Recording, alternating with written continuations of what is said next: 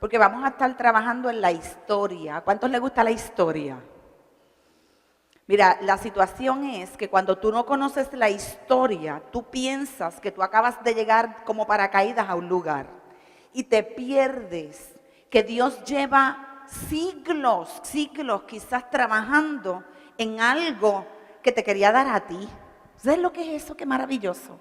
Dice la palabra que el Señor conoce el final desde el principio. ¿Pero por qué Él lo conoce? Porque Dios primero completa algo en Él para entonces hacerlo nacer en la tierra. Quiere decir que cuando no fue que tú fuiste concebido al garete. No. Dios buscó unas características en tu familia, unas características importantes para que entonces un día tú fueras concebido. Así que tu mamá y tu papá, por terrible que hubiera sido la situación, fueron escogidos por Dios para lo que Él quiere hacer contigo hoy, mañana y siempre. Entonces es importante que atendamos esto un poquito porque es demasiado. Por eso se llama arrecife de coral. Arrecife de coral tiene muchos corales, muchas formas. Y me llama la atención algo, ¿verdad? En Puerto Rico tenemos arrecifes de corales. Hay muy pocos lugares en el mundo que tienen arrecifes de coral. Puerto Rico es uno de ellos. Y en un arrecife de coral pueden haber miles de corales de especies diferentes. Pero cuando se va a multiplicar uno, solamente es fecundado por su propia especie. ¿Entiende? Solamente es fecundado por su propia especie.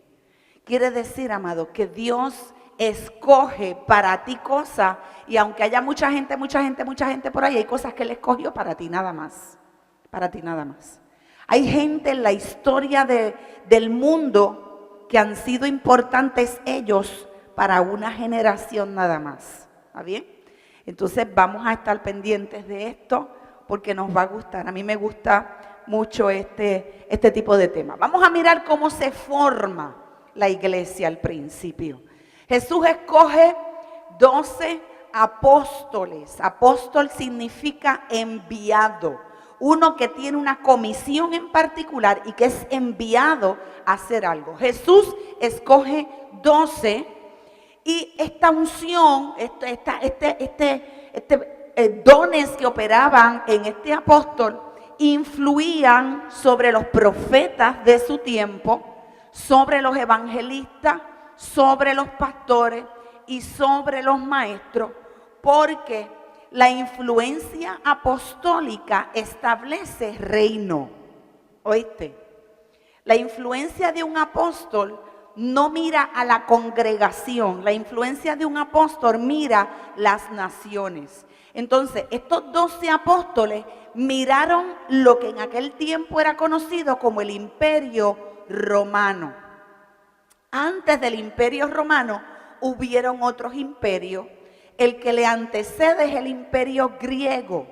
El Imperio Griego fue muy importante en muchos aspectos y el romano lo que hizo fue copiar mucho del Imperio Griego. Nosotros en Puerto Rico tenemos mucho de Imperio Griego. De hecho, nuestro sistema político es griego. ¿Ve? Entonces, los griegos le dieron un lenguaje, porque todo el mundo hablaba diferentes lenguajes. Los griegos le dan un solo lenguaje. Por eso aún en la iglesia muchas de las cosas que nosotros hablamos, los pastores dicen en griego significa tal cosa. Porque era el lenguaje como el inglés ahora mismo, que donde quiera que tú vas puedes, si hablas inglés alguien por lo menos te entiende. Pues en aquel tiempo el lenguaje universal era griego, porque Alejandro Magno se había encargado de establecer ese lenguaje prácticamente en todo lo que había sido el viejo mundo. Mira qué importante. Vienen luego los romanos, porque Alejandro Magno era homosexual, no tiene descendientes, él tenía 4 generales. Y cuando él muere muy joven, el reino se divide en 4 y viene entonces el Imperio Romano, establece gobierno sobre el mundo. Ya esto estaba escrito como profecía desde el libro de Daniel, porque a Dios nadie lo coge desapercibido. Vienen los romanos y establecen algo que los griegos no habían hecho, porque los griegos se encargaron más bien de las artes, de la escultura, se encargaron de lo lindo, del lenguaje, de la poesía, de la política. Por eso tú ves que los edificios griegos se han derrumbado, porque ellos se encargaban más bien de la arquitectura, no tanto de la ingeniería. Vienen los romanos sí se encargan de la ingeniería, por eso tenemos los puentes romanos, los edificios romanos que todavía están de pie, aunque han pasado tantos miles de años. Entonces los romanos hicieron caminos. Las papás que están aquí, quizás algún día nosotros cogimos la piquiña para ir a San Juan, ¿verdad que sí? ¿Cogieron la piquiña alguno de ustedes para ir a San Juan? Ustedes son más jóvenes que yo, mucho más. Ok, yo cogí la piquiña muchas veces para ir a San Juan, era un viaje de 2 horas. Tú vomitabas como 4 o 5 veces en el camino porque se paraba las curvas de Calley y te cogía 2 horas para ir a San Juan. Pero ¿cuántos cogieron la carretera vieja para ir a Adjunta? Esa la cogieron. Te tardabas 1 hora y vomitabas en cada esquina también. En cada curva tú te tenías que detener. Pero ahora Adjunta nos coge, ¿cuánto? 15 minutos llegar. ¿Ves? ¿Cuántos vienen de Adjunta para acá? Pero anoche habían un montón de Adjuntas aquí. Entonces, Roma estableció caminos de tal manera que cuando viene el evangelio se hizo fácil predicar en una sola lengua que todo el mundo conocía y llegar a los diferentes lugares que Dios quería que llegaran en poco tiempo. Entonces Dios fue organizando las cosas. Así que fue fácil para este grupo que estaba dirigido por un pensamiento apostólico. El maestro tenía un pensamiento apostólico. El pastor tenía un pensamiento apostólico. El evangelista, el profeta, todos estaban mirando cómo vamos a predicar, no solamente aquí en Jerusalén, sino en Judea, en Samaria y hasta lo último de la tierra. Su pensamiento era ese. Se convertían y ya decían, ¿a dónde es que me van a mandar para ir a predicar la palabra del Señor? Desde que se convertían estaban preparándose en conocer la palabra del Señor, porque cada uno sabía que había sido escogido con un propósito importante. Siguen pasando el tiempo, ¿verdad? Y este grupo recibe la Iglesia Apostólica, más o menos del año 30, que es cuando Jesucristo comienza su ministerio y los establece, hasta el año 100, cuando ya ha muerto Pedro, ya han matado a Pablo, ya ha muerto Juan. Y luego que ellos mueren, sí habían apóstoles que ellos establecieron, pero la persecución fue muy terrible. Sin embargo, el fundamento que ellos habían establecido estaba muy firme. La gente se convertía por montones, especialmente los soldados. Yo le decía a la policía esta mañana antier, que los primeros cristianos en el mundo eran los policías, porque en aquel tiempo no habían policías, eran soldados, que sería más o menos lo de ahora. Ellos estaban bien emocionados por eso y fue real. Pero tú sabes que no eran los viejos, siempre eran los jóvenes, porque los jóvenes son fuertes. Dile al que está al lado tuyo, yo soy fuerte, ¿verdad? Entonces llegamos al año 100 y el Imperio Romano comienza a ver algo bien peculiar, y era que el gobierno romano adoraba al sol, adoraba a Mitra, era politeísta, adoraba muchos dioses diferentes. Y hasta ese momento ellos no habían tenido problema en adorar a Jehová también como parte de uno de sus dioses. Pero cuando ellos escuchan que los cristianos le están diciendo que solamente Jehová es Dios y no hay otro, cuando el pueblo romano comienza a ver que ellos no hacían sacrificios, cuando empiezan a ver que ellos no aceptaban la homosexualidad, porque el gobierno, los romanos, desde los griegos, ellos aceptaban la homosexualidad como parte de sus propias vidas. Los varones, por ejemplo, decían que la mujer solamente era para concebir. Y dejaban las mujeres solas, así que se estableció mucho lesbianismo entre las mujeres porque estaban solas. Y homosexualidad entre los hombres que se iban a la guerra y se olvidaban de eso. Esto lo había establecido muy fuertemente Alejandro Magno. Cuando el imperio romano, los césares, comienzan a ver que los cristianos eran diferentes, adoraban a un solo Dios, no practicaban los sacrificios, no se postraban delante del César, no adoraban al César. Cuando ellos comienzan a ver que se reunían para adorar a Dios, que no robaban, que no eran mentirosos, cuando ellos comienzan a ver que los cristianos eran diferentes a ellos, tuvieron temor. Y cuando eso ocurre, comienzan entonces a perseguirlos.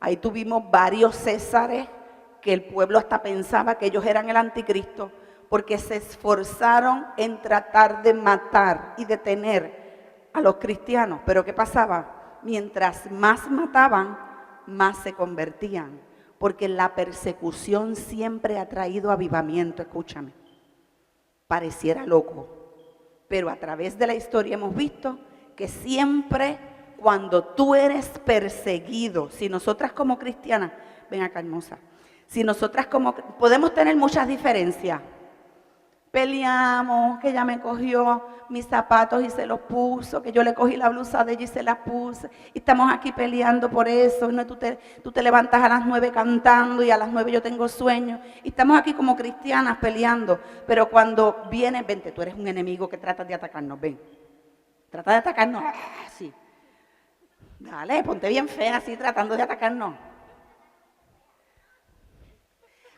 Dale, alguien que quiera, vente, vente tú.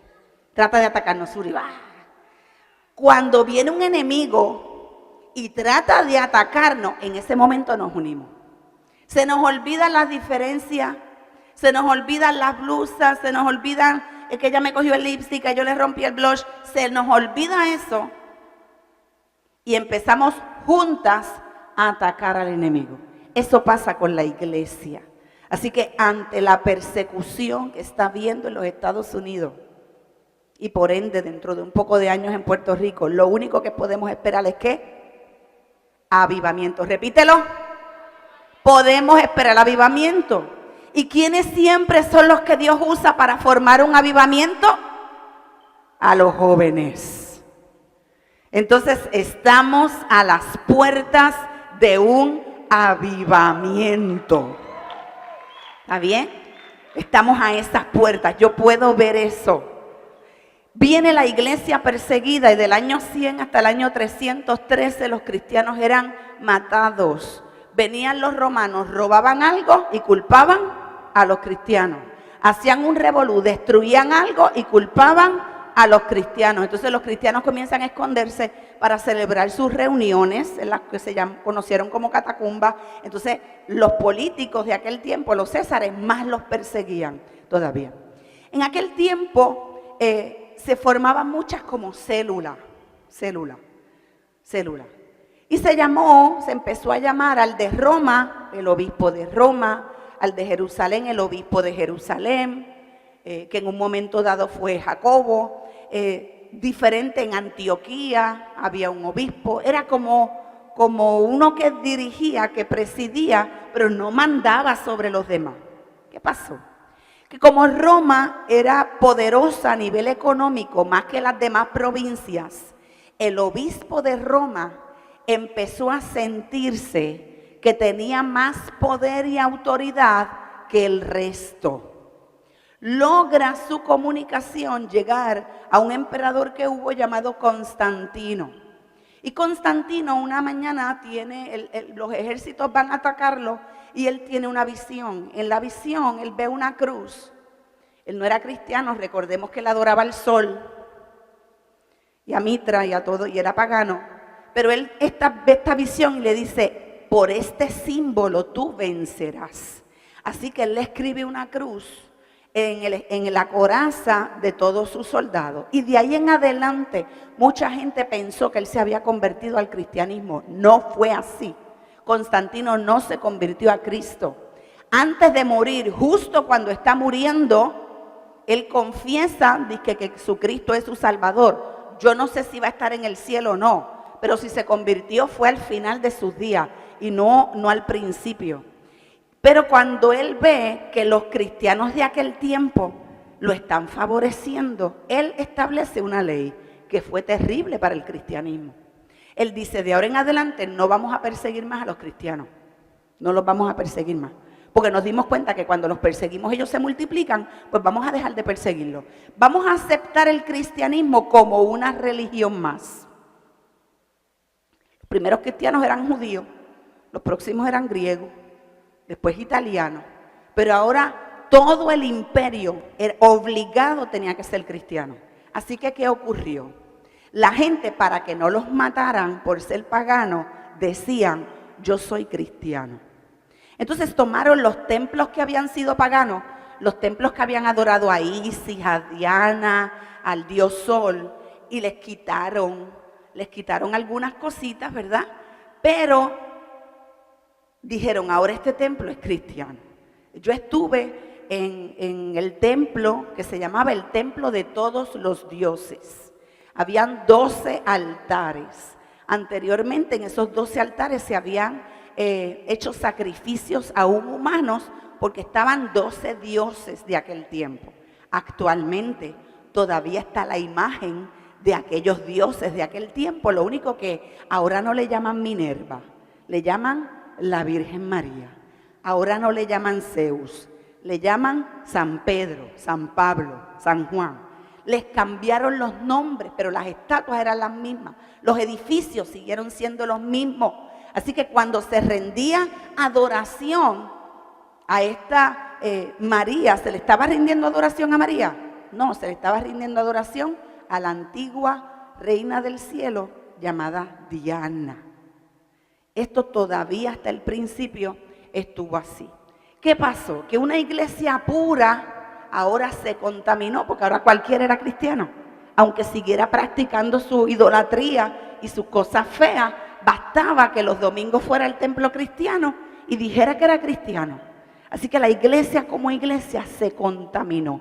Y al contaminarse perdió su poder. Y al contaminarse dejó de evangelizar y de llevar el evangelio correcto. Entonces lo que hubo fue un sincretismo, una mezcla. Y de esa mezcla en el año 313 es lo que se conoce como la Iglesia Católica Romana. No fue la iglesia que Cristo estableció, sino que viene 300 y pico de años después, como una mezcla de diferentes cosas. Unas cosas buenas, pero unas cosas malas también. En el año 313 hasta el 476 viene la iglesia imperial, que era la iglesia dominada por los césares. Hay una cierta expansión, pero esa expansión de ese evangelio no había sido el evangelio puro de aquellos apóstoles, profetas, maestros, evangelistas que habían estado en contacto con Jesucristo, sino que eran contaminados, una contaminación de esta mezcla que había operado en aquel tiempo. Siguieron guerreando, siguieron ganando sus batallas, ¿verdad? El Imperio Romano era muy agresivo. Sin embargo, después de este tiempo comienza a decaer el poder que tenían. Ahora era obligado. O crees en Dios o te mato. Así llegan a Inglaterra, a Escocia, a Alemania. Pero el evangelio ya no era el evangelio aquel puro de amor de Cristo, sino era o crees o te haces católico o te mato. O estás bajo el dominio católico de Roma o te mato. Y hubo entonces un proceso de deformación de la iglesia. El obispo de Roma adquiere más poder económico que el resto, así que dominó sobre los otros obispos que habían establecido y se conoce ahora como el obispo de Roma, como el que gobernaba a todo el imperio. Entonces hubo un cambio de nombre. El imperio romano, aquel imperio guerrero de Césares, comienza a decaer. Y el imperio romano de la iglesia católica comienza a levantarse y a tener autoridad sobre el resto. La adoración que se le había dado al César, ahora se le daba ¿a quién? Al Papa. ¿Está bien?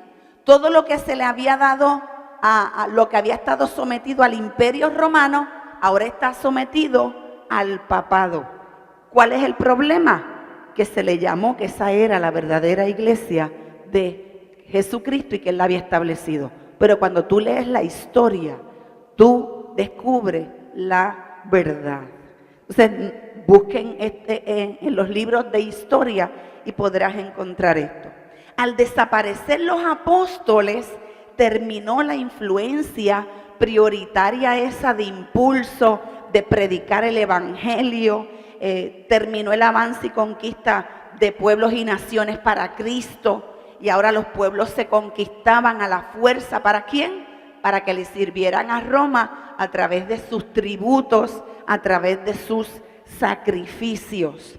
Al bajar la influencia apostólica, los profetas comenzaron a decir lo que le daba la gana, los evangelistas comenzaron a conquistar, pero en el nombre de Roma, no en el nombre de Cristo. Los pastores, como cuidaban la gente, fueron los más que se quedaron. Y se empezó a llamar a los pastores sacerdotes. Y el pastor cuida, su unción es de cuidar. Así que ahora él cuidaba a la gente, pero de esta manera. Tú te vas a venir a mi casa, vamos a hacer una iglesia, vamos a construirla, vamos a ver si el gobierno nos da aquel templo que era de Minerva o aquel templo que era de Zeus, vamos a ver si nos lo da y nosotros ahora nos reunimos ahí. Un cambio de fachada nada más. Vamos, vente, nos reunimos ahí. Y se reunían ahí, pero la mentalidad del pastor, aunque es chulísima, tú sabes que se necesita un pastor por cada 10 personas, pero el pastor cuida tanto que si tú le dices, Dios me está llamando a predicar a África, no, allí hay mucho peligro para África, tú no te vas, tú te quedas aquí conmigo. No, pero es que Dios me está diciendo que vaya a profetizar a las naciones. No, tú no te metes para allá, tú te quedas aquí. Una vez nosotros estamos en Venezuela y pasamos por un barrio y mi esposo le dice, ¿y ese barrio? Le dice como a 3 pastores que iban con nosotros en el carro y uno de los pastores se le ocurre decirnos, a ese barrio nosotros no nos metemos porque las etnias peores. ¿Tú te acuerdas los caribes que atacaban Puerto Rico y se los comían? Pues de donde salieron los caribes, de esas etnias, son esos barrios. Ni nosotros nos metemos a predicar ahí. Y Nandi le dice, pues ahí es que nos vamos a meter nosotros esta noche. Búscame un traductor. No, nosotros para allá no vamos, nosotros no te vamos a acompañar. Eso es muy peligroso, ahí no nos metemos. ¿Por qué? Porque esa es la mentalidad del pastor. Te cuido tanto y no te metas en ese lugar porque ese lugar es peligroso. Entonces, ¿qué estamos haciendo? Circunscribir el evangelio a 2 o 3, que nos reunimos en un edificio, cerraditos y escondidos, para que nadie nos haga daño. Pero cuando ese grupito se muere, ¿qué pasa? Se acabó. Y eso es lo que estamos viendo en montones de iglesias en los Estados Unidos, inclusive de Puerto Rico. 2 o 3 personas que ya están viejitos, porque los hijos jóvenes no soportaban eso. Lo que decía Saribeli ayer es la realidad de muchas iglesias en Puerto Rico. A nosotros nos llaman montones de iglesias en Estados Unidos, envíanos pastores para acá. Tengo una iglesia grandísima, pero la tengo vacía. Hay iglesias que las están vendiendo baratísimas en los Estados Unidos porque se quedaron vacías de gente. ¿Por qué? Porque nunca promovieron la evangelización. Nunca promovieron eso y se murieron. El pastor cuida, pero no manda a que alguien vaya a promover el evangelio. Así que eso fue lo que estuvo pasando y se deforma lo que se conocía como la iglesia. Se dejó de evangelizar. Así que ahora lo que el obispo de Roma dijera era lo que tenían que hacer todas las iglesias. Desaparecen los maestros. Al desaparecer los maestros, se deja de estudiar la Biblia. Así que ahora el obispo de Roma mandaba lo que todavía hoy se conoce como el misal, donde ahí estaba de qué tú vas a predicar y cómo lo vas a decir. Y se escribieron 365 misales. Cada año, el mismo día, se predica el mismo mensaje alrededor de todo el mundo, en cada iglesia que está sometida a la iglesia romana. Hubo una división dentro de la iglesia romana y se estableció una iglesia en lo que se conocía como Estambul, que es la iglesia ortodoxa. La iglesia ortodoxa es católica en sus ideas, pero no está sometida a Roma. ¿Bien?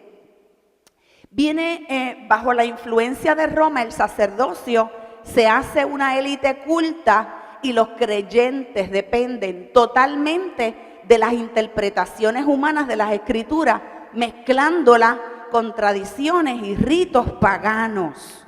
¿Tú sabes que hubieron papas que fueron mujeres? Porque se compraba, eso era algo que se compraba. Los más pudientes podían tener unos cargos. Es que realmente era un gobierno, pero se le daba el nombre de esta es la iglesia de Jesucristo. Y se cometieron cosas aberrantes a través de todo el mundo, de tal manera que algunos lugares querían separarse de esa influencia de Roma, pero les costó mucho trabajo. Se perdió la función de perfeccionar a los santos para la obra del ministerio y se estableció una élite que reverenciaba a los hombres.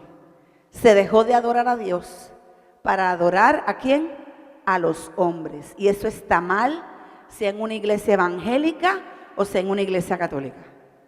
Reverenciar a un hombre porque es el pastor, porque es el apóstol, porque es el profeta, eso está muy mal, es completamente incorrecto. Comienza entonces en el 476 la iglesia medieval. Todos los reinos de Europa obedecen lo que se dijera en la iglesia romana. Y el rey que no quería, peleaban contra él. Todas las naciones se unían para pelear contra él. Uno de los primeros que se separa, por ejemplo, es Inglaterra.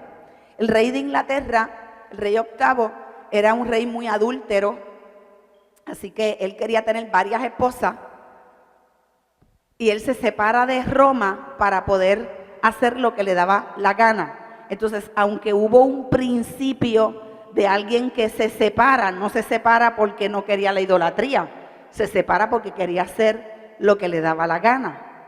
Viene luego en el 1453 algunos monjes y monjas católicos que sabían leer y escribir, que conocían el griego, porque el Nuevo Testamento se escribió ¿en qué idioma?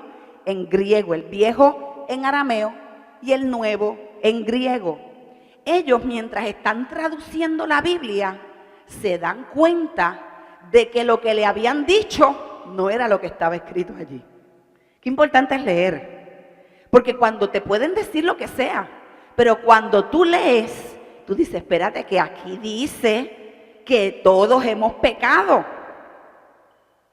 que todos hemos pecado menos Cristo. Entonces, ¿dónde se inventaron el Ave María Purísima sin pecado concebida? Porque aquí dice que todos hemos pecado. Nadie fue concebido puro, todos hemos pecado. Espérate que aquí dice que solamente a Dios podemos adorar. ¿Qué yo hago adorando a los muertos? ¿Qué yo hago pidiéndole a mi abuelito, que yo lo quería un montón pero se murió? ¿Qué yo hago pidiéndole a él si aquí dice que los muertos nada saben? Cuando ellos comienzan a leer la escritura, se dan cuenta que muchas cosas que le habían vendido como ciertas no eran ciertas. Así que hubieron varios grupos, pero el más que se atrevió fue Lutero. Y fue el más que se atrevió porque su familia era pudiente y lo respaldaba. Así que Lutero se levanta y crea una reforma. Justo para ese tiempo está Gutenberg, era un discípulo de Lutero, y se inventa la prensa, la imprenta. Así que ahora ellos traducen la Biblia, pero hicieron lo que nunca se había hecho antes. Imprimieron la Biblia. La primera Biblia fue alemana y se la entregan al pueblo en un lenguaje que ellos pueden leer, en un lenguaje que ellos pueden entender. Así que hubo una revolución, porque ahora el pueblo, todos los que supieran leer, tenían la Biblia en sus manos. Yo sé que hay Biblias que tú has dejado en el carro, que están debajo de la cama tuya, llenas de polvo. Pero para que esto sucediera, pasaron casi 1500 años y le costó la vida a mucha gente. Costó la sangre de mucha gente el que tú y yo podamos tener una Biblia en nuestras manos. La Biblia que se usó en Hispanoamérica por muchos años estuvo traducida por monjes católicos también, que fue la Biblia Reina Valera. Por eso, aunque gloria a Dios que la tuvimos en español, fue la primera que vino en español, la Reina Valera, aunque por fin la tuvimos en español, pero muchas de sus interpretaciones todavía estaban basadas en lo que decía Roma. Así que cuando tú quieres leer una Biblia más ajustada a los textos originales, no necesariamente es la Reina Valera, sino por ejemplo la Nueva Versión Internacional, la Biblia Pechita, la traducción lenguaje actual, la Biblia textual. Son Biblias más a tonos con lo que realmente quiso decir Jesucristo. Siguen pasando los años, se descubre América y aquella evangelio llega a América, pero nos llega a través de ¿quién? ¿De quién? De la Iglesia Católica Romana, donde o te conviertes o te mato. Eso se le dijo a los indígenas de América. Así que ellos se convierten para que no los maten, no de corazón. Y vuelve a ocurrir en América lo que había ocurrido en el año 300, que hubo un sincretismo. Yo adoro a la potestad de mi tierra, que es la diosa del río. Ahora, ¿tú quieres que yo sea católico a la mala? Ok, yo voy a ser católico a la mala. Pero ahora la diosa del río se llama ¿qué? La Virgen de los Arroyos, por ejemplo. La Virgen de la Cueva. Y hay más de 11,000 vírgenes. Todas bajo eso. ¿Por qué? Porque esos eran los nombres que se les cambió. Así que bien, los negros de África, que Dios había dejado que llegaran hasta aquí, le cambiaron los nombres a sus demonios territoriales de allá, y acá se les llamaron otros nombres. Ahí está Santa Bárbara. Yo la conozco como la diosa de la muerte, el demonio de la muerte, pero aquí yo le digo Santa Bárbara. Este es el dios de la guerra, pero yo le digo Tonacín. Pero yo le digo la guadalupana. ¿Pero es el qué? El dios de la guerra. Entonces hubo esa mezcla. A través de toda esta historia hubieron jóvenes que en las madrugadas, como estos 8 que estaban aquí ahorita, se ponían a orar. Dios les daba revelaciones. Ellos comenzaban a predicar el evangelio y había un avivamiento en su pueblo en esa historia. Y así hubieron muchos avivamientos. Así nacieron muchas iglesias en jóvenes. Fíjate, ningún avivamiento fue por viejos. Se pusieron viejos después en el camino. Y cuando tú miras las fotos hoy, tú dices, pero este era un viejo. Robina dice que era joven y esta foto se ve bien viejo. Bueno, porque cuando vinieron a inventar la cámara, ya ellos llevaban años predicando. Pero todo avivamiento siempre comenzó por jóvenes que no quisieron seguir lo que su generación le estaba diciendo que era la verdad, sino que ellos se metieron a estudiar la palabra y descubrieron lo que la Biblia decía, quisieron obedecer a Dios, se santificaron de los pecados de su generación y dijeron, vamos a ir en pos de Cristo. Y ahí ocurre un avivamiento. Llega entonces la iglesia que se conocía como moderna hasta la actualidad, con el incentivo tremendo que en algunas denominaciones se le permitió a la mujer estar predicando. Vamos a hablar un poquito más de eso y de cómo esto llegó a Puerto Rico. Aunque te dije que Lutero trae una reformación, que Lutero le enseña al pueblo, solamente la Biblia debe ser el libro por el que nosotros nos rijamos. Solamente Cristo puede perdonarnos de nuestros pecados. Solamente por la gracia de Dios es que nosotros somos salvos y no por la obra que hagamos, ¿sabes? Mi tía no se salva porque es una buena tía y me dejó una herencia. No. Mi tía se salva si aceptó a Jesucristo como el Salvador de su vida. ¿Eso dice la Biblia? Ah, pues eso es la verdad. Solamente la palabra, solamente por la fe en el sacrificio de Cristo yo encuentro salvación. Aunque hubo una reforma en creencias, no hubo una reforma en estructura. Escúchame, la estructura siguió siendo la misma.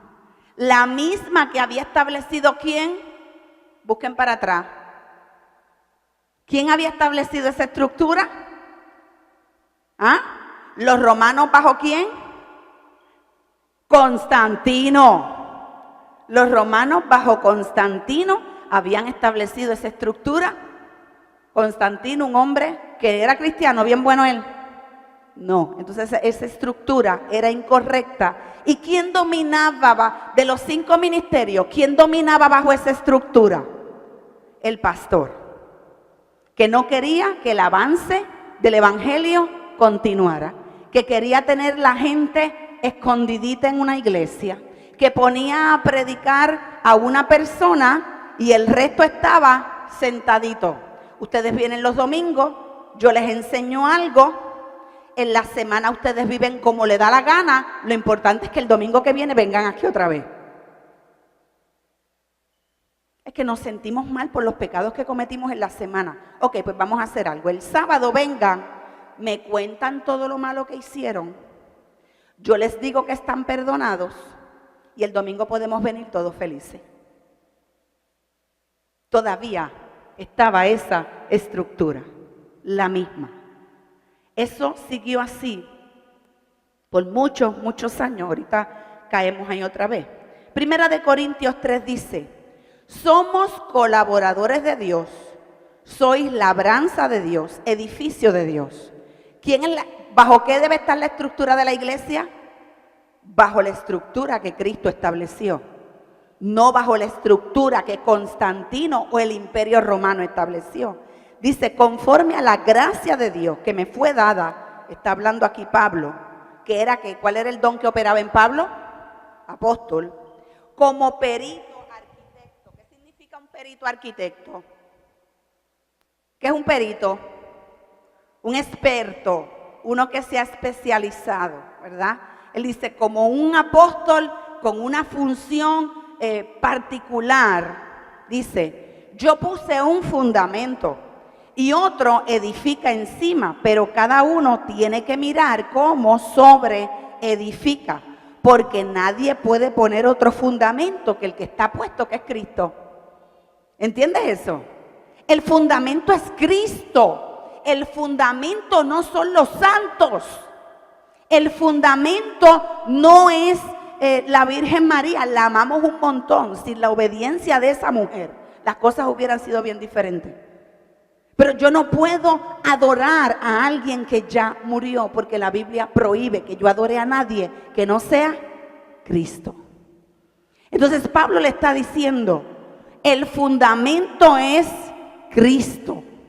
No es un sistema, no es un papa, no son hombres, no es el pastor.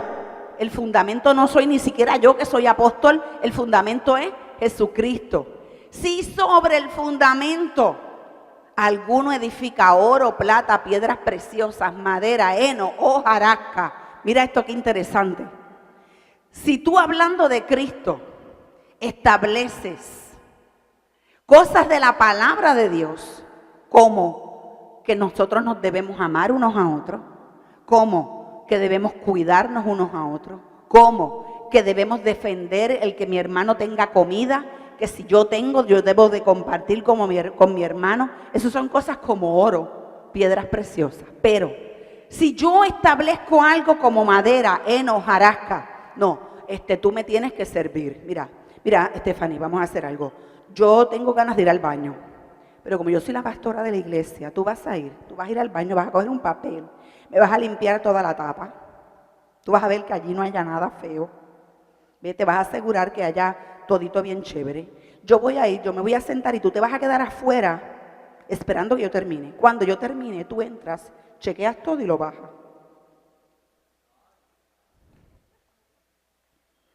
Tú sabes que eso existe.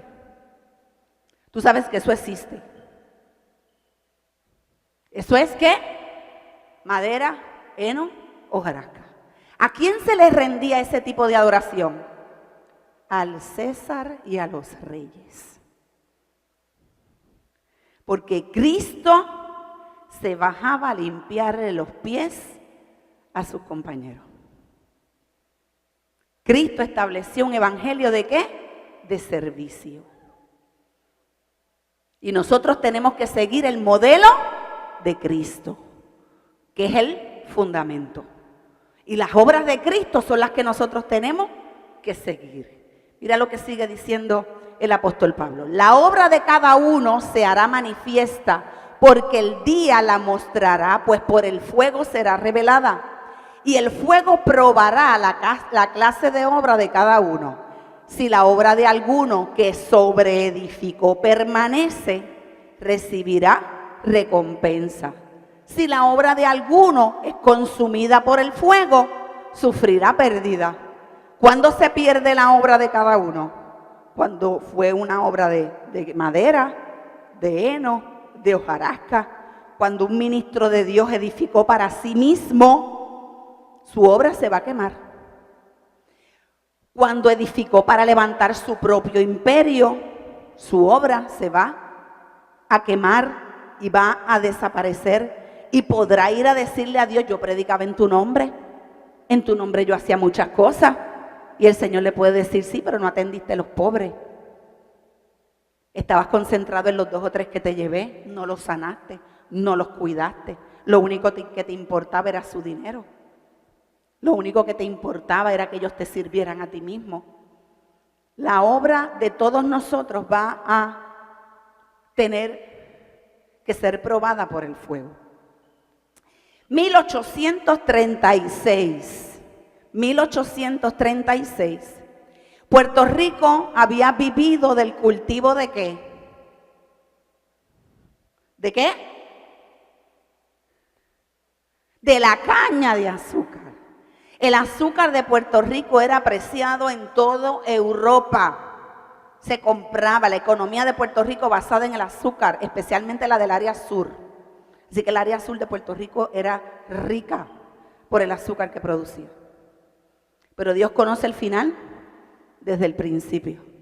Y la tierra que no se deja reposar cada 7 años, como decía la Biblia, que la tierra había que dejarla reposar. Como había una codicia bien grande, no se dejó reposar y las tierras se dañaron. Por eso ya las tierras del área sur de Puerto Rico no son fértiles, cuando antes eran las más fértiles de todo el país. Se dañaron esas tierras, pero esos trabajadores que habían sido expertos en la caña, ahora comienzan a ser solicitados en Hawái. Hawái solicita que lleguen expertos que habían trabajado con la caña en Puerto Rico. Así que llevan un montón de puertorriqueños. Solamente se permitía llevar jóvenes. Y llegan a Hawái 58 jóvenes. Para el mismo tiempo, la iglesia en Boston, que estaba predicando el evangelio, dice, vamos a llegar a Hawái. Mira la misericordia de Dios sobre Puerto Rico. Vamos a llegar a Hawái, vamos a predicarle el evangelio a Hawái. Pero cuando ellos llegan a predicar el evangelio a Hawái, ¿quiénes estaban allí? 58 puertorriqueños que se casan con hawaianas, que tienen hijos puertorriqueños y hawaianos. Conocieron la palabra de Dios en aquel lugar. Siguen pasando los años, llega 1898, Puerto Rico se separa de España y ahora por fin podíamos tener acceso a la palabra del Señor porque estaba prohibido que cualquiera tuviera una Biblia. Y si la tenía que ser en griego. Y en Puerto Rico no sabíamos leer español, imagínate leer en griego. Así que en el 1906 Hay unos jóvenes orando en la calle Azusa. Jóvenes. Por años un pastor viejo había estado orando solito. No pasaba nada. Pero de momento él invitó a unos jóvenes que fueran a orar con él. Y llegaron esos jóvenes. Y el Espíritu Santo descendió en aquel lugar. Y ellos fueron llenos del poder de Dios, aquellos jóvenes. Y empezaron a predicar dentro de los Estados Unidos. Pero una de esas familias sintió que tenía que llegar a Hawái. Así que se pone a predicar en Hawái. Y allí habían descendientes, ¿de quiénes? De puertorriqueños, que hablaban no inglés ni hawaiano, sino que sabían hablar español.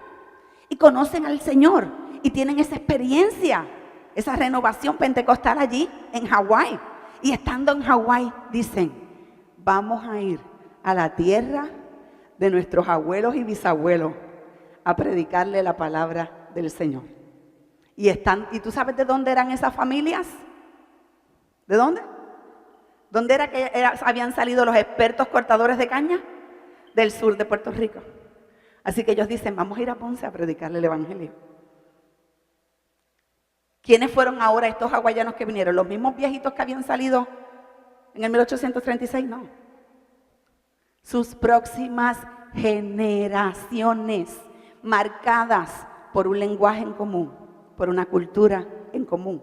Porque algo que tiene el pueblo de Puerto Rico es lo siguiente: nos podemos ir a la China, vivir 100 años en la China y seguimos siendo puertorriqueños. Y lo lindo, ¿verdad? Nacemos donde sea. Y Puerto Rico tiene una característica que Dios nos dio a través de las mezclas raciales que permitió en este país, ¿verdad? Y lo vemos cuando le entregamos el micrófono a alguien. Este nene le dieron el primero, ¿dónde está? El primero que estaba aquí. Cogió el micrófono, tan feliz, tan desenvuelto. ¿Dónde está? Aquel de allá. ¿Tú habías cogido el micrófono antes? ¿Has predicado antes, sí? Ah, ok, porque él lo cogió así, tan desenvuelto, tan chévere. Pero dáselo a mi nieta.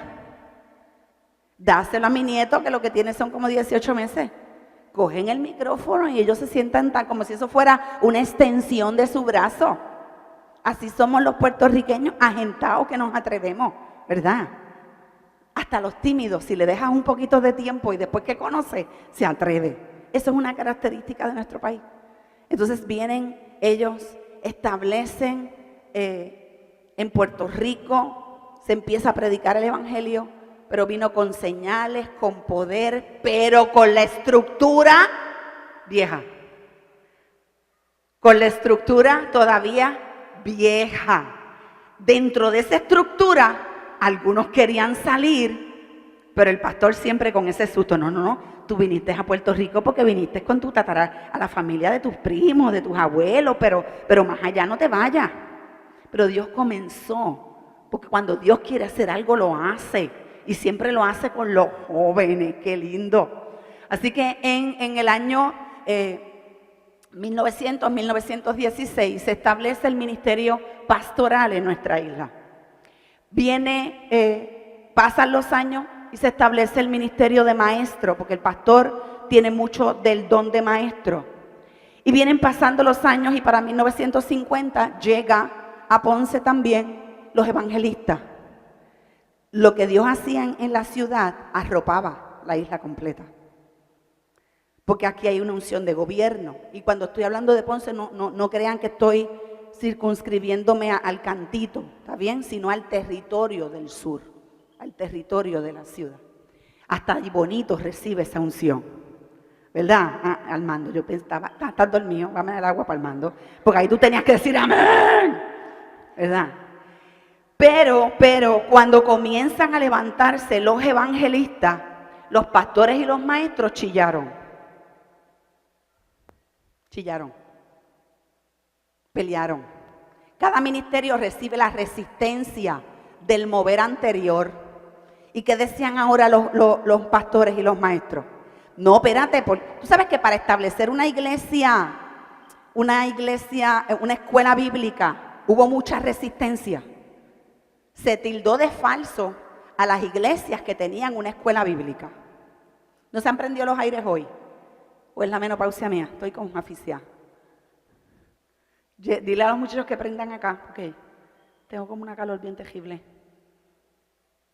¿Quién le dice? Nadie se movió. Tú vas. Gracias, mi amor. Dile a Nandy que estoy sudando como un lechón aquí. Viene esa pelea de las iglesias anteriores para que se establezca una escuela bíblica, porque el pastor peleó con el maestro, pero lo que era de Dios va a permanecer. Después, cuando vienen los evangelistas, dicen, vamos a predicar, vamos a conseguir bocina, vamos a conseguir autoparlante. Eso no es de Dios. Eso no es de Dios. Vamos a buscar una tarima. No, eso no es de Dios. Tú buscas una tarima para sentirte que estás más alto que el resto. Eso es orgullo, eso no es de Dios. Vamos a meter música en la iglesia. ¿Qué? Eso es aberrante, eso es pecado, eso no se hace, eso no es de Dios. ¿Quiénes siempre van a pelear? Los viejos. Dile a la que está al lado tuyo. Los viejos. Los viejos pelean. ¿Está bien? Entonces, 1980, Dios comienza a levantar el ministerio profético. Ya para este tiempo yo me convierto en el 86. Seguí en la iglesia católica 2 años, así que es en el 88 que yo comienzo entonces a ir a una iglesia cristiana. Y los pastores, los maestros y los evangelistas peleaban ¿contra quiénes? Contra los profetas. Eso no es de Dios. Que tú le estás diciendo a alguien que eso no es de Dios. Eso es brujería. Tú eres una bruja. ¿Cómo tú conoces mis pensamientos? Tiene que ser que eres una bruja. Tú me estás haciendo brujería. No, mira, así te dice el Señor. ¿Qué? No, espérate, eso no es posible. Así que hubo una pelea contra todo lo que era profético. ¿Por qué? Porque la estructura no quería ser cambiada. Porque no se quería que llegara. ¿Te echo un poquito de agüita? No, estoy loca por echársela a alguien. Están todos despiertos, oye. No se me ha dormido nadie. Cuando viene esta unción, ¿cuántos de ustedes se convirtieron para el año de los 80? Para los 80, ¿alguno? ¿Alguno era convertido para los 80? Ninguno. ¿Está bien? Así que en este tiempo, aún en Puerto Rico, hubo una persecución muy grande. ¿Oíste? Muy grande. ¿Podía la gente recibir un milagro? Orábamos por los enfermos se sanaban, pero ahora los pastores les decían que su sanidad no era de Dios, que era mejor que se quedara en una silla de ruedas, porque esa sanidad no la había hecho Dios. Yo recuerdo una mujer que por muchos años había tratado de suicidarse y llega a la iglesia, oramos por ella, Dios hace un milagro de liberación bien tremendo. Y ella automáticamente comienza a predicar el evangelio y un día llega a su trabajo, ella trabajaba en acueducto, llega a su trabajo un pastor que tenía un coraje conmigo bien terrible, hasta el día de hoy me da pena por él, porque se ha perdido mi amistad. Y viene y le dice, tú estás yendo a esa iglesia, en esa iglesia es falsa porque hay una falsa profeta. Porque los profetas no existen. Aunque la Biblia está llena de eso. Él le dice, eso no existe. Y ella le dice, yo lo he atendido a usted por muchos años. Yo sé que usted es pastor por el apellido que tiene. Pero nunca ni un solo día usted vino a predicarme el evangelio. Aunque yo traté de suicidarme muchas veces. Aunque mis muñecas tenían las cicatrices de los puntos que me cogían en emergencia y todos mis clientes lo veían y usted viene todos los meses, usted tenía que haberlo visto, usted nunca me predicó el evangelio.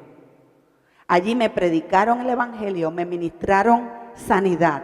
No me venga a decir a mí que eso es falso, porque si yo tengo que escoger entre lo que es falso y lo que es verdadero, yo diría que usted es un falso pastor.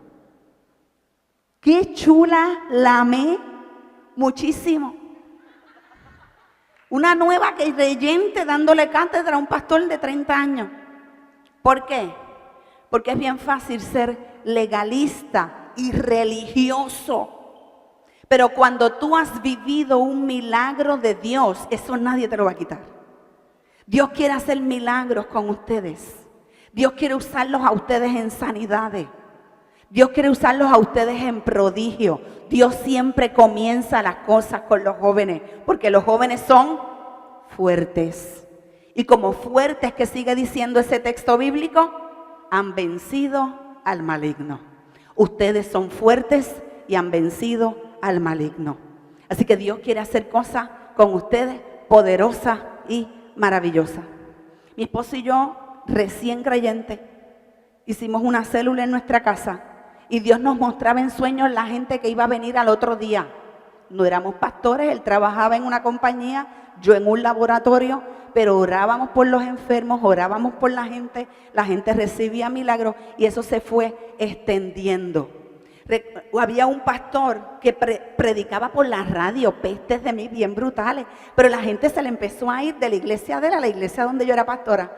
Y cuando él ve que la iglesia se le está vaciando y que inclusive su esposa se le fue para la iglesia mía, él dijo, déjame ir allí. Pero como yo no le conocía la cara, un día él entra por la puerta, yo estoy predicando y el Señor me dice, deja el micrófono y ve dónde él.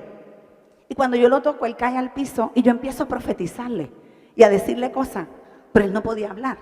Él empieza a llorar, perdóname, perdóname. Cuando él habla, yo le reconozco la voz de la radio y de todas las cosas horribles que decía de mí.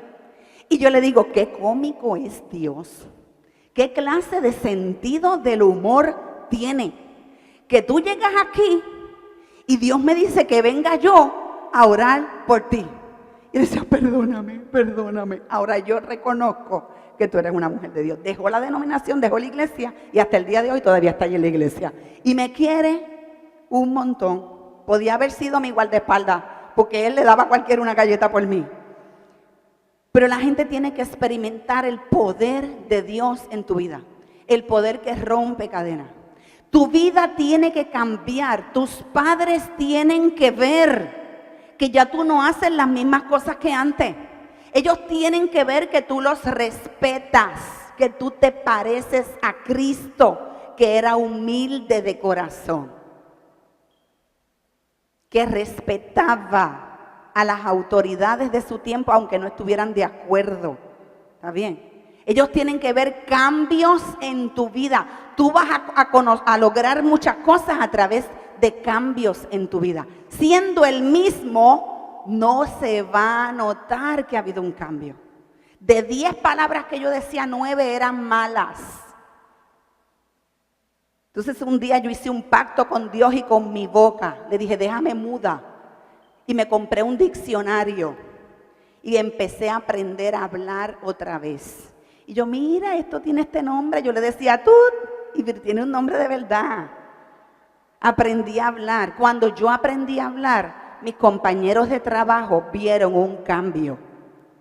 Yo era muy orgullosa, pero cuando yo les empecé a servir a ellos, ellos vieron un cambio. Y cuando vieron ese cambio, ahora quisieron escuchar el mensaje que yo tenía para decirle. Si tu mamá te dice que recojas el cuarto y tú la ignoras, ella no está viendo un cambio. Mami, es que tengo que ir para la iglesia. Recógelo tú, no lo voy a recoger. Ella no está viendo un cambio. Pero si tú comienzas, papi, ¿en qué te puedo ayudar? Mami, ¿en qué te puedo ayudar? Si tú empiezas a tratar con respeto a tus autoridades, ellos van a ver un cambio. Entonces ellos van a querer escuchar el mensaje que tú tienes para darle. Sigue pasando el tiempo, aunque la influencia seguía siendo pastoral, concentrándose en el templo y la congregación, y había bajo un fuerte control que limitaba el avance del reino y el desarrollo de líderes fuertes. Así que este es el tiempo actual de la iglesia. Luego de 1990 y hasta el año 2000, Dios comienza a levantar apóstoles, pero ahora ¿quiénes peleaban contra él? Todos los demás, el antidiseño. Yo reconozco las que han parido aquí, mamás que han parido, cuando un bebé nace, ¿quién es la única que lo encuentra lindo? La mamá y la abuela, porque hasta el papá dice, ay, pero está embarrado de sangre, de grasa, de arruga. La mamá es la única que dice, qué lindo. Y la abuela, ay, qué hermoso. Pero la verdad es que un bebé nace sucio, ¿verdad que sí? Embarradito de cosas. Y las primeras cacas son bien feas, bien disgusting. Marrones, negras, bien horrible. Muchas cosas que nacen al principio nacen sucias. Y lo apostólico en nuestro país nació feito. Entonces muchos apóstoles pensaban que ser apóstol era un upgrade de ser pastor. No, yo era el pastor, pero como llevo 20 años de ser pastor, pues ahora me cambio el diploma y digo que soy apóstol. No, apóstol significa que ahora voy a tener un carro bien brutal y me voy a poner unos zapatos bien brutales y voy a buscarme guardaespaldas que me cuiden y me defiendan. No, ser apóstol significa que yo quiero una piscina en mi casa y yo quiero que la iglesia me construya una piscina en mi casa. Mucha gente pensó que eso era ser apóstol. Viajar en primera clase, quedarse en hoteles buenos, coger el dinero de la iglesia para pagar sus deudas personales. Y eso no es ser apóstol. Ser apóstol es ¿qué? Es predicar el evangelio hasta los confines de la tierra. Eso es ser un apóstol. Llevar un mensaje, ir a lugares predicando una palabra con un mensaje. Así que eso es lo que Dios está haciendo en este tiempo. Está ocurriendo ante nuestros ojos. ¿Cuántos de ustedes nacieron después del año 2000? Levanten la mano. Después del 2000. Está bien, muchos nacieron aquí después del 2000, ¿verdad? Dios está derramando un vino nuevo de revelación, poder y autoridad en la iglesia del siglo XXI. Y con él ha dado un nuevo odre preparado especialmente para estos tiempos. Entonces, ¿cuántos nacieron después de 1980? Levanten la mano. ¿Bajo qué unción ustedes nacen? Bajo una unción profética. Por eso la potencia y la fuerza de esta generación para seguir lo que Dios dice. Este odre, conocido como la nueva reforma apostólica, es el cambio más radical en la concepción de iglesia desde la reforma protestante hace 5 siglos. Porque la estructura cambió conforme a lo que decía la palabra del Señor. Isaías 44:3 dice, yo derramaré aguas sobre el sequedal y torrentes sobre la tierra seca. Derramaré mi espíritu sobre tu simiente y mi bendición sobre tus renuevos. Eso es lo que nosotros hemos estado viviendo. Hay un proceso de reformación de la iglesia donde ahora el apóstol le dice al profeta, vas a profetizar a las naciones. Vete a aquel país, profetízale a los gobernantes de aquel país. El apóstol le dice al maestro, enseña lo que está establecido en la palabra del Señor para este día. Le dice al evangelista, vete, predica, vamos a buscar los recursos que sean, no tengas miedo. Y le dice al pastor, los vas a cuidar. Pero el día que el profeta diga, este va a ir a predicar a Inglaterra, tú lo sueltas para que se vaya para Inglaterra. ¿Entendemos? ¿Entendemos eso? Entendemos esas cosas, lo que Dios está haciendo. Primera de Corintios 12:28 dice, y a unos Dios puso en la iglesia, primeramente pastores,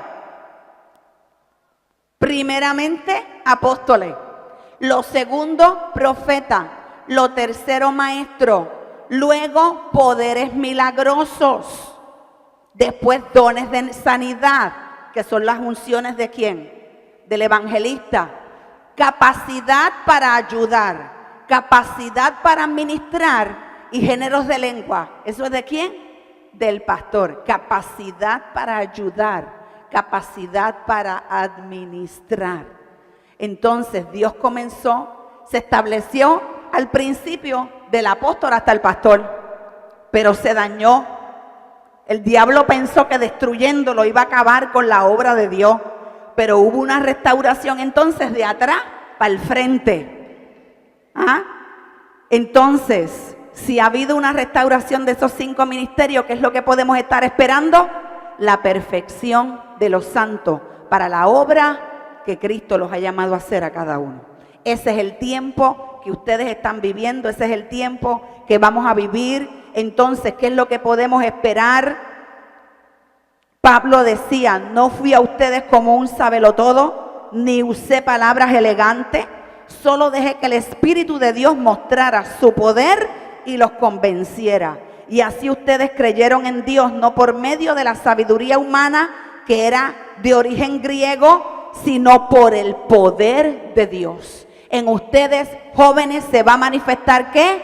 El poder de Dios. El poder de Dios que sana al enfermo, el poder de Dios que libera al cautivo, el poder de Dios que restaura familias, el poder de Dios es lo que se va a estar manifestando en ustedes. ¿Ustedes creen eso?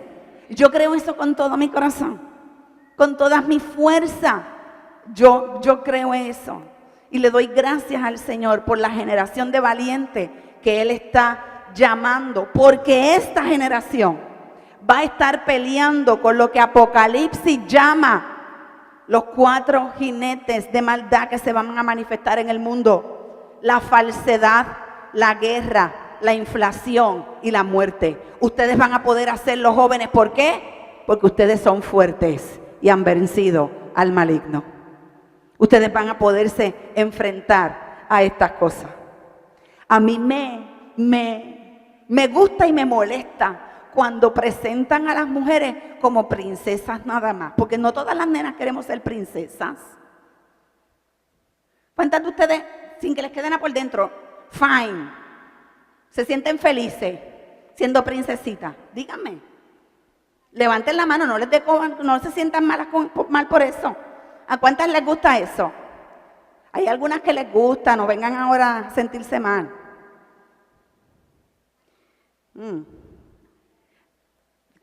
Pero hay gente que se siente feliz siendo la princesita. Eso está chévere, está bien, con una corona y un trajecito de tula. Ay, trátame con cariño, con cuidado.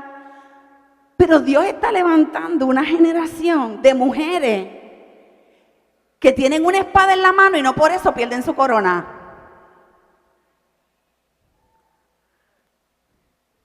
Tienen una espada en la mano, son diestras en la guerra, pero no por eso dejan de ser las princesitas del Señor. A mí me gusta ser así. ¿A cuántas les gusta eso también? Levanten la mano, ¿verdad? Qué chévere. Entonces mantén tu corona, mantén tu fe, que nada te desvíe de los eternos propósitos que Dios tiene para ti. Y lo mismo va para los nenes. Lo mismo va para los nenes. El diablo quería abortar lo que Dios quería hacer con mi vida.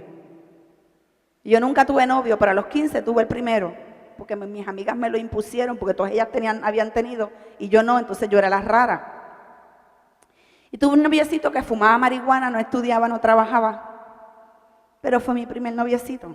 Y me amenazó: si tú me dejas, yo te mato. Se la tuve que pegar con otro muchacho para que él sintiera que los cuernos no podía resistirlo. Pero entonces mi vida cayó en eso, ¿está bien? Y a los 17 años tenía un novio que tenía 34. Me llevaba 17 años. Y estuve a semanas de casarme con él.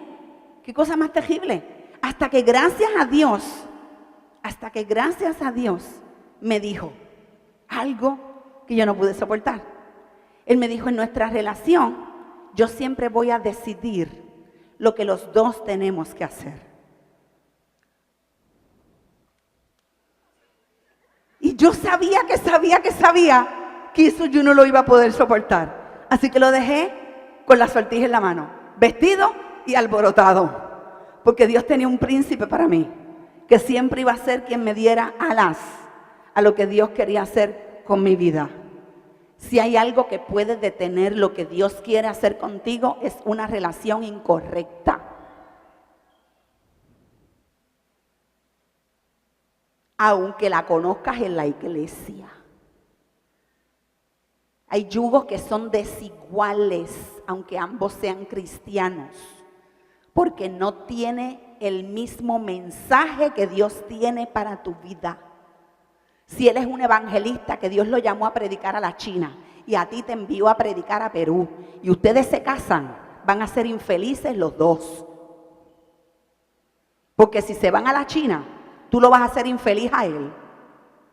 Y si se van al Perú, él te va a hacer infeliz a ti. Y no hay un happy medium como que, pues, no vamos a ningún sitio, nos quedamos aquí en Puerto Rico. Porque entonces son infelices los dos. Varones que están aquí, tus instintos sexuales te van a confirmar que la primera muchacha que te menea el rabito, esa es la que es. Muchachas que están aquí, tu necesidad de autoestima te va a confirmar que el primero que te dice que eres linda, ese es el que es. Tómate tiempo en escoger con quién tú vas a compartir el resto de tu vida. Tómate tiempo en eso. Si en algo tienes que tomarte el tiempo, es en eso. Porque eso puede destruir, no uno, sino dos ministerios. Yo llevo casi 30 años en el Evangelio ya. Y he visto demasiados ministerios echados a perder. Dios ha tenido, tú sabes que Dios ha hecho en su misericordia que esos dos se casen,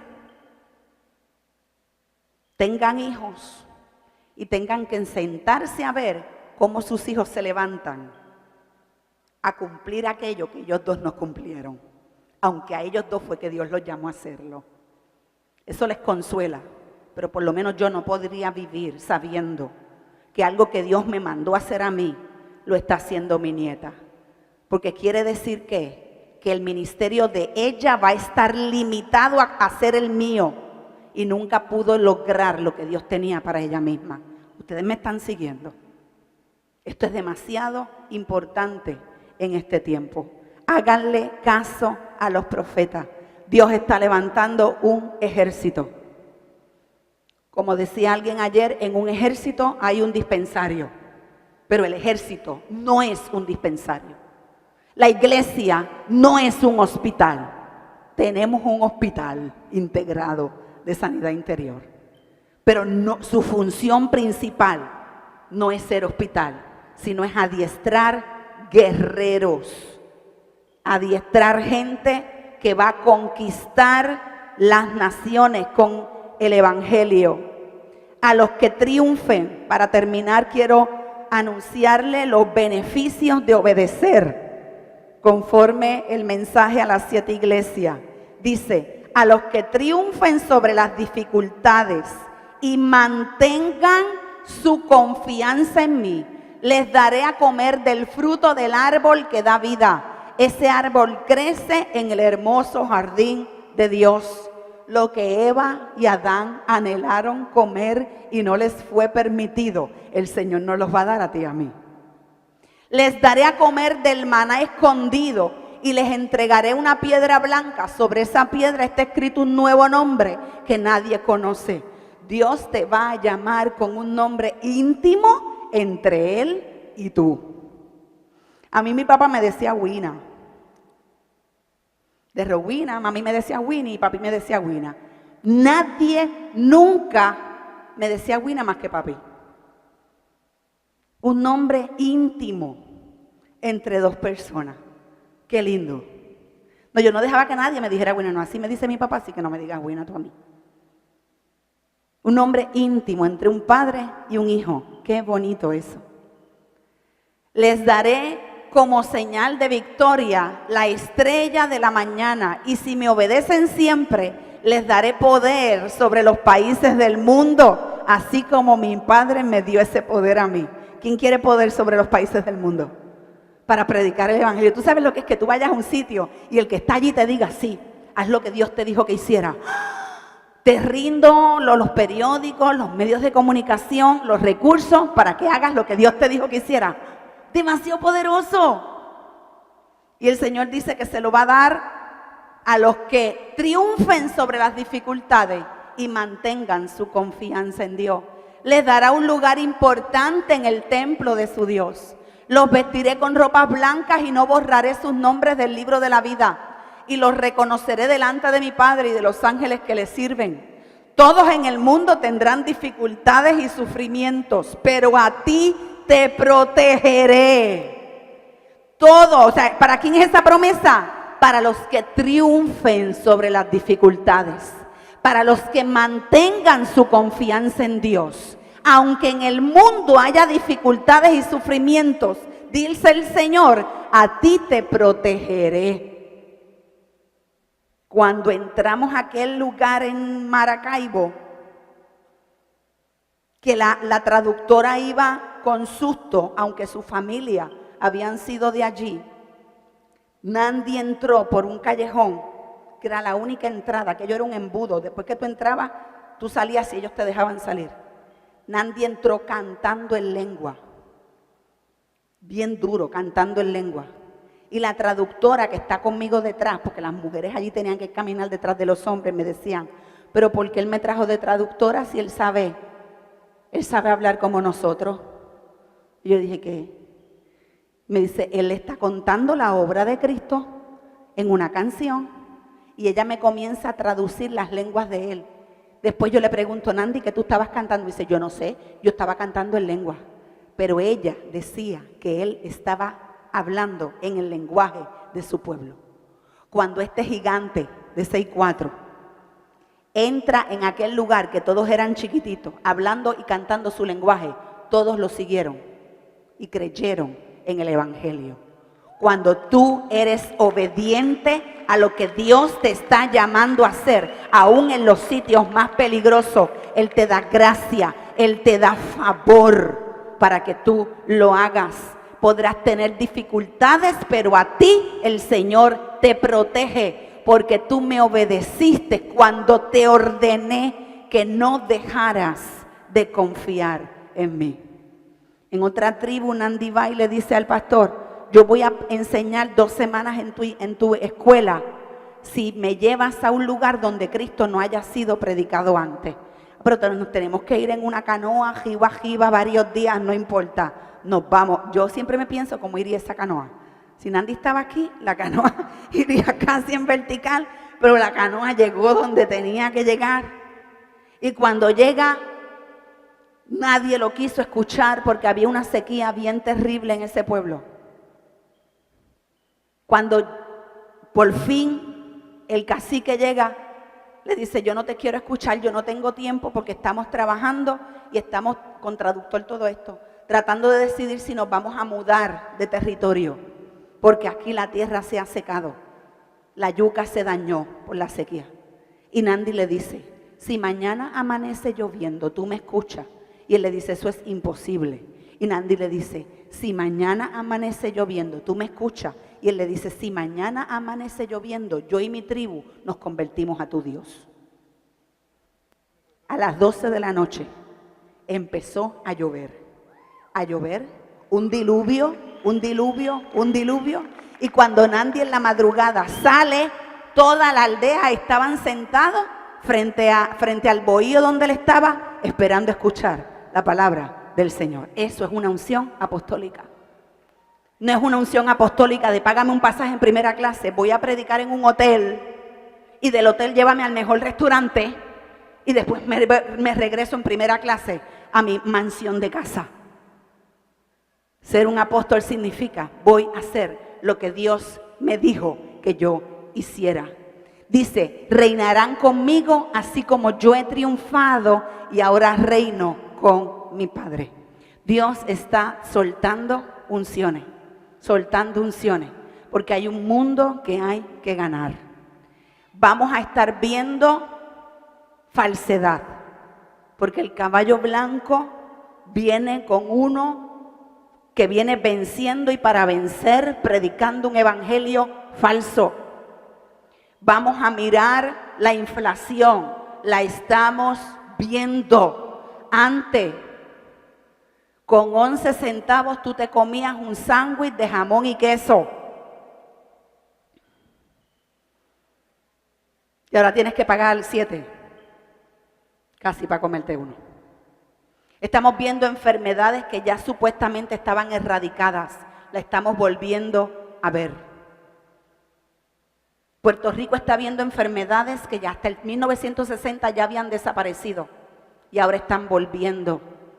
Estamos viendo guerras, estamos viendo muertes, no en países lejanos, lo estamos viendo aún donde se supone que están los que nos defienden, como fue la comandancia de la policía.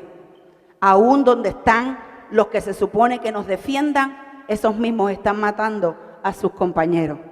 Pero Dios va a usar a los jóvenes, porque los jóvenes son fuertes y han vencido al maligno. Ponte de pie y repite conmigo eso. Yo soy fuerte y he vencido al maligno. Por eso Dios me ha escogido para proclamar su nombre, para ser perfeccionado por los ministerios que Él escogió. Gracias, Señor, por la unción apostólica que tú desatas sobre mi vida. Gracias por la unción profética que tú desatas sobre mi vida. Gracias por la unción de maestro que desatas sobre mi vida. Gracias por la unción de evangelista que desatas sobre mi vida. Gracias por la unción pastoral que desatas sobre mi vida. Ninguna es mejor que otra, Señor, pero a ti te place darme lo que desde antes de la fundación del mundo habías preparado para mí. Yo recibo ahora, levanta tus manos al Señor, y yo recibo ahora tu llamado. Yo recibo ahora lo que preparaste para mí, Señor. Recibo lo que preparaste para mí. Recibo, Señor, recibo la diversidad de dones que preparaste para mí. Arrecife de coral, diversidad de dones, diversidad de llamados, diversidad de colores con un fin en particular, que es servirle al Rey de Reyes, al Señor de Señores, que ha vencido. En su nombre vamos creyendo que con Él haremos proeza y llegaremos hasta los lugares que Él asignó como el territorio y la frontera de nuestra influencia. Gracias por eso, Señor. Amén, amén. Me gustó esa lámina un montón, porque ahora no son corales, sino que son gente diversa, con diferentes gustos, con diferentes tonos de voz, con diferentes narices. Mírale la nariz al que está al lado tuyo. Mírale la nariz. La oreja, hazte así con la oreja. Enséñale la oreja tuya al que está al lado tuyo. ¿Verdad que la oreja tuya no es la misma que él? ¿Verdad que tienen orejas diferentes? ¿Verdad que sí? Mi nieto nació con unas orejas que no las encontrábamos en ningún sitio. Sus papás no tenían esas orejas, los abuelos no tenían esas orejas.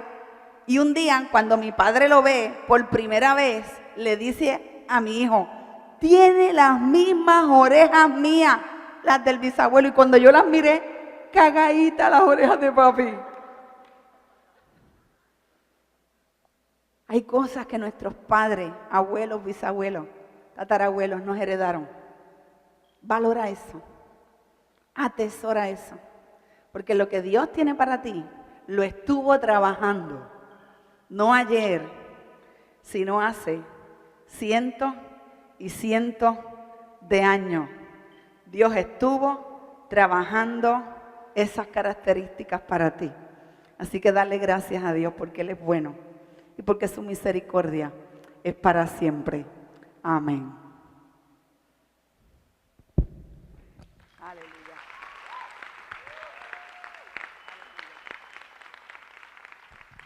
Un aplauso más fuerte